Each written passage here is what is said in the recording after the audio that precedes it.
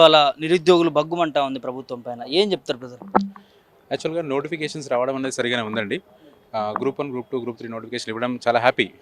చాలా హ్యాపీ అనే విషయం. ఎందుకంటే చాలా సంవత్సరాల నుంచి వెయిట్ చేస్తున్న మాకు అంటే గత 2 సార్లు కూడా బట్ ఇక్కడేంటంటే అండి ఇక్కడ 3 అంశాలు ఈ నిరుద్యోగులు ప్రిపేర్ అవుతున్నటువంటి గ్రూప్స్ ప్రిపేర్ అవుతున్నటువంటి అభ్యర్థుల లోపల ఒక రకమైనటువంటి అలజడి క్రియేట్ చేస్తున్నాయి. ఆ 3 అంశాలు ఏంటంటే అండి ఒకటి గ్రూప్ 1 సంబంధించి ఏంటంటే 1:100 తీసుకోవాలని చెప్పి 1:100 ఎందుకు తీసుకోమని చెప్తున్నారంటే ఈ గ్రూప్ 1 ఎగ్జామ్ ప్రిలిమ్స్ ఏదైతే ఉందో ఆ ప్రిలిమ్స్కి ప్రిపేర్ అయ్యే వాళ్ళందరూ కూడా మా ఓన్లీ గ్రూప్ 1 ప్రిపేర్ అంటే గ్రూప్ 1 2 దశలు ఉంటుందండి. ఒకటి ప్రిలిమ్స్ ఉంటుంది, ఇంకొకటి మెయిన్స్ ఉంటుంది. ఈ ప్రిలిమ్స్ ఏం రాస్తున్నారంటే ఈ ప్రిలిమ్స్ ప్రతి ఒక్కరూ రాస్తున్నారు.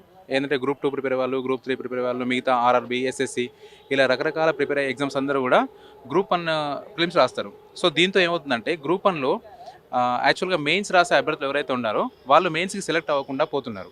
అంటే మెయిన్స్ ఆన్సర్ రైటింగ్ రాసే స్కిల్స్ ఉన్న అభ్యర్థులు ఎవరైనా సరే ఈ మిగతా అభ్యర్థుల వల్ల ఏంటంటే మెయిన్స్కి సెలెక్ట్ కాలేకపోతున్నారు.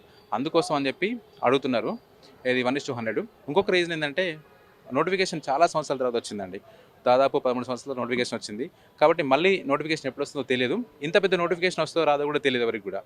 సో ఈ పెద్ద నోటిఫికేషన్కి అందరూ అర్హత సాధించాలన్న ఒక కోరికతోని చాలా సంవత్సరాల నుంచి వెయిట్ చేస్తున్నారు.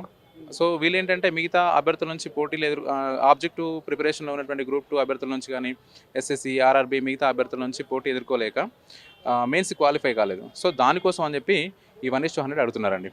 ఇదొకటి మెయిన్ ఇష్యూ. దాని తర్వాత గ్రూప్ 2, గ్రూప్ 3 పోస్టుల పెంపు అనేది గ్రూప్ 2, గ్రూప్ 3 పోస్టులు అనేది మనకు ఆ రోజు ఇదే ప్రెస్ క్లబ్లో రేవంత్ రెడ్డి గారు ప్రతిపక్షంలో ఉన్నప్పుడు చెప్పడం జరిగింది. గ్రూప్ 2 కానీ గ్రూప్ 3 కానీ మేము వచ్చిన తర్వాత పెద్ద సంఖ్యలో ఇస్తాము, మీ అందరికీ అనుకూలంగా ఉండే విధంగా నోటిఫికేషన్లు ఇస్తాము, ఇచ్చి అదేవిధంగా అన్నీ రాసుకునే విధంగా అవకాశం కల్పిస్తామని చెప్పడం జరిగింది. అయితే ఇప్పుడు ప్రస్తుతం గ్రూప్ 2, గ్రూప్ 3 పోస్టుల సంఖ్య చాలా తక్కువ ఉంది. ఎందుకంటే గత 10 సంవత్సరాలు 12 సంవత్సరాల నుంచి నోటిఫికేషన్ లేకున్నా కూడా ఇదే స్థాయిలో తక్కువ సంఖ్యలో నోటిఫికేషన్ ఏదైతే గత ప్రభుత్వము బీఆర్ఎస్ ప్రభుత్వం ప్రకటించిన పోస్టులు ఏవైతే ఉన్నాయో ఆ పోస్టులు మాత్రమే కంటిన్యూ చేస్తున్నారు. మళ్ళీ కొత్తగా ఎలాంటి పోస్టులు పెంచట్లేదు. సో మేము అడిగేది ఏంటంటే ఈ గ్రూప్ 2, గ్రూప్ 3 పోస్టులు పెంచండి. దాంతోపాటు గ్రూప్ 2 ఏదైతే ఎగ్జామ్ డేట్ ఉందో ఆ గ్రూప్ 2 ఎగ్జామ్ డేట్ ఏ విధంగా ఉందంటే గ్రూప్ 1 ఎగ్జామ్కి క్లాష్ అవుతుంది. ఎందుకంటే ఫస్ట్ ఆగస్టు 7, 8 తారీఖు గ్రూప్ 2 ఎగ్జామ్ ఉంది. ఆగస్టు 7, 8 గ్రూప్ 2 ఎగ్జామ్ ఉంది. అక్టోబర్లో గ్రూప్ 1 మెయిన్స్ ఉంది. మళ్ళీ నవంబర్లో గ్రూప్ 3 ఎగ్జామ్ ఉంది. ఈ 2 ఎగ్జామ్స్ అంటే చివరి 2 ఎగ్జామ్స్ అంటే first exam, last exam objective preparation ఏదైతే ఉందో గ్రూప్ 2 కానీ గ్రూప్ 3 ఈ 2 కూడా ఆబ్జెక్టివ్ ప్రిపరేషను. మధ్యలో ఉన్న గ్రూప్ 1 మెయిన్స్ ఏంటంటే డిస్క్రిప్టివ్ ఎగ్జామ్. ఈ ఎగ్జామ్ని రాయాలంటే కనీసం వరుసగా ఒక 4-5 నెలలు వరుసగా ప్రాక్టీస్ చేస్తేనే రాయగలుగుతాం. సో ఈ గ్రూప్ 2 ఎగ్జామ్ని వదులుకోలేని పరిస్థితి మాకు ఇప్పుడు. ఆగస్టులో జరుగుతున్నటువంటి ఎగ్జామ్ ఏదైతే ఉందో దాన్ని వదులుకోలేము. దాన్ని వదులుకుంటే మాకు ఈ గ్రూప్ 2 ఎగ్జామ్కి, గ్రూప్ 1 మెయిన్స్కి చాలా తక్కువ సమయం ఉంటుంది. సో అందుకని ఏం అడుగుతున్నామంటే ఈ గ్రూప్ 2 ఎగ్జామ్ ఏదైతే ఉందో ఆ గ్రూప్ 2 ఎగ్జామ్ని గ్రూప్ 3 ఎగ్జామ్తో పాటు పెట్టండి. ఎందుకంటే ఈ గ్రూప్ 2 ఎగ్జాము, ఆ group 3 exam 2 same syllabus, same preparation, ఒకే తరహా ఎగ్జామ్స్ ఆబ్జెక్టివ్ విధానంలో జరుగుతాయి. అందుకని ఏం చెప్తున్నా అంటే ఈ 2 మరియు 3 ఎగ్జామ్ని ఒకేసారి ఒకే దగ్గర పెట్టండి. ఈ గ్రూప్ 1 మెయిన్స్ ఏదైతే ఉందో ఆ మెయిన్స్ని ఏదైతే కొనసాగించవచ్చు. మేము ఇక్కడ ఎలాంటి పరీక్షలు రద్దు చేయమనట్లేదు, ఎలాంటి పోస్ట్పోను వేరే రకాల ఉద్దేశాలతో అడగట్లేదు. ఎగ్జామ్స్ రాసుకోవడం కోసం, కన్వీనియన్స్ కోసం మాత్రమే అడుగుతున్నాం. ఇప్పుడు నా ఉద్దేశంలో నేను గ్రూప్ 1 మెయిన్స్ రాయాలండి.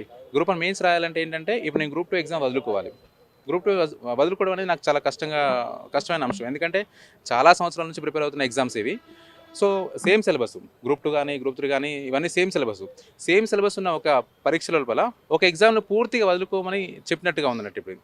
సో మాకు ఒక అవకాశాన్ని ఏంటంటే కల్పించినట్టు అవుతుంది. ఏది గ్రూప్ 2 ఎగ్జామ్ కనుక గ్రూప్ 3 వరకు తీసుకెళ్ళి అప్పుడు పెడితే మాకు చాలా సౌలభ్యంగా ఉంటుంది రాసుకోవడానికి. ఇదొక విషయం అండి. దాంతోపాటు గవర్నమెంట్ ఎలాగో పెంచుతా అన్న పోస్టులు ఏదైతే ఉన్నాయో అది పెంచమని కోరుకుంటున్నామండి.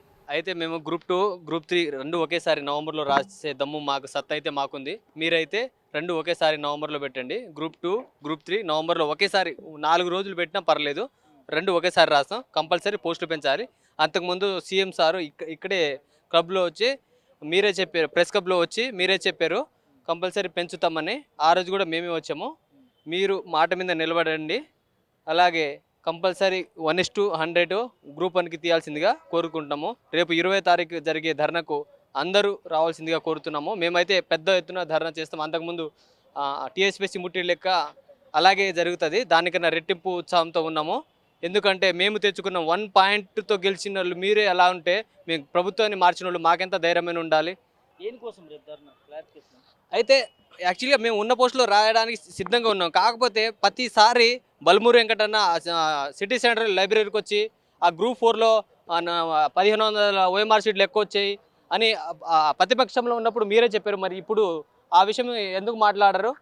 అలాగే మీరే ప్రతిదానికి పోస్టులు పెరుగుతాయి, పోస్టులు ఉన్నాయి అని మీరే ఒకటికి 10 సార్లు మాకు ఆ బ్రెయిన్లో రుద్దారు మీరు. యాక్చువల్గా మేము మా లైబ్రరీలో మా పార్టీకి మేము కూర్చుంటే ఒకటికి 10 సార్లు వచ్చారు. మీరు ప్రభుత్వం రాకముందు ఒకటికి 10 సార్లు వచ్చి ఆ ప్రభుత్వం ఇలా చేస్తుంది ఎలా చేస్తుంది లేనిపోని మాకు ఒక మతోన్మాది లెక్క ఎలా ఉంటారో మాకు నిరుద్యోగుల మీద మీరు అలాగే రుద్దారు కాంగ్రెస్ ప్రభుత్వము.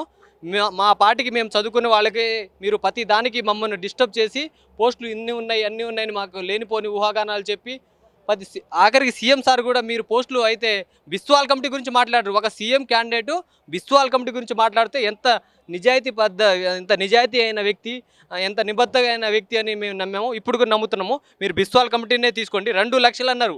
కనీసం బిస్వాల్ కమిటీ కాదు, మాకు ఒక 2000 3000 ఇవ్వండి. ఇంకా జాబ్ క్యాలెండర్ మీద అయితే మాకు నమ్మకం అయితే లేదు. జాబ్ క్యాలెండర్ అయితే నమ్మకం లేదు. కనీసం 2000 3000 ఇవ్వండి. యాక్చువల్లీ ఉన్న నోటిఫికేషన్ జాబ్ క్యాలెండర్ అంటారు. అది ఎక్కడ ఇంక జాబ్ క్యాలెండర్ రిలీజ్ అయిన అంటారు. కనీసం వెబ్సైట్లో ఎక్కడ ఎతికినా జాబ్ క్యాలెండర్ గురించి కనబడదు. అదే మాకు అర్థం కావట్లేదు. మరి సీఎం సార్ దాని గురించి ఇంకోసారి రివ్యూ పెడతారో ఏందో తెలుసుకోవాలి.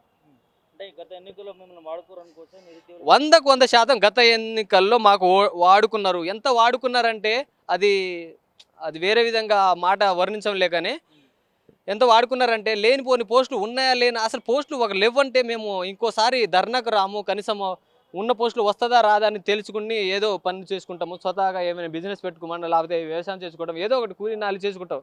లేకపోతే పోస్టులు ఉన్నాయని మమ్మల్ని ఎందుకు సార్ ప్రతి దానికి డిస్టర్బ్ చేస్తారు? అందుకే కంపల్సరీ పెంచాల్సిందిగా కోరుతున్నాము. ఈసారి పెంచండి సార్. తర్వాత మీ గవర్నమెంట్ మీద మీ నమ్మకం ఉందో లేదో మాకైతే ప్రస్తుతానికి నమ్మకం అయితే లేదు. బల్మూరు వెంకటన్న మీరు ఇంకోసారి నిరుద్యోగ పక్షాన మాట్లాడకండి. మీకు ఆ అర్హత లేదని నేను 100 సార్లు చెప్తాను. ఎందుకంటే ఒకటికి 10 సార్లు మీరు లైబ్రరీకి వచ్చారు. ఇంకోసారి వచ్చిన నేను మొహమాటగా ఇదే చెప్తాను, మీరు నిరుద్యోగ పక్షాన లేరు. మీకు వెనక తిరిగే బ్యాచ్ అయితే అది నిరుద్యోగుల బ్యాచ్ కానే కాదు. అది చెప్తున్నాను. ఏం బ్యాచ్? నిరుద్యోగుల బ్యాచ్ కాకపోతే వాళ్ళకు కనీసం నిరుద్యోగుల బ్యాచ్ అయి ఉంటే కనీసం మా గురించి పోస్టులు పెంచాలని వాళ్ళే ముందు ధర్నా చేయాలి. అలాంటప్పుడు వాళ్ళే ఇప్పుడు ఇవాళ లేనప్పుడు వాళ్ళు ఏ బ్యాచ్ అని ఇంకా పర్టికులర్గా చెప్పని అవసరం లేదుగా.